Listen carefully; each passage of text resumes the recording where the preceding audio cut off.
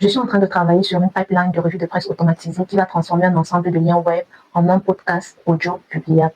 Mais ce n'est pas le sujet de la vidéo d'aujourd'hui. En première année universitaire, je découvre un terme, la veille technologique. Après le premier cours de cybersécurité en amphi, le prof nous parle de veille technologique et il est surpris de constater que pas mal d'étudiants dans l'amphithéâtre ne savent pas ce que c'est. Il nous explique donc ce que c'est que la veille, son utilité et toutes ses implications, et nous donne un exercice qui est pour chaque cours qu'on aura avec lui de ramener 5 informations utiles pour ses camarades à partager avec la classe. Pour donc réaliser cela, je suis allée dans mon navigateur web, tout simplement j'ai tapé actualité technologique et je découvre donc le site web Le Monde Informatique. Dans ce site, j'ai trouvé pas mal de ressources qui m'ont permis à chaque fois de ramener de l'information pour cet exercice-là. Ce n'était pas le seul site que je consultais, mais c'était l'un des tout premiers. Aujourd'hui, en faisant ma pipeline, je veux donc prendre des liens et je pense au monde informatique. Je me rends sur le site et je tombe sur un message qui m'attriste un peu.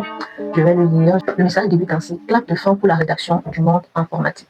2007, 2018, 2026, à chaque fois, le monde informatique s'est éteint pour se relancer. Mais aujourd'hui, à l'ère de l'IA, le résultat risque d'être surprenant. Il aurait beaucoup à dire sur la gestion d'un groupe de presse, mais le monde informatique n'est ni le premier, ni sans doute le dernier à subir les conséquences de décisions hasardeuses.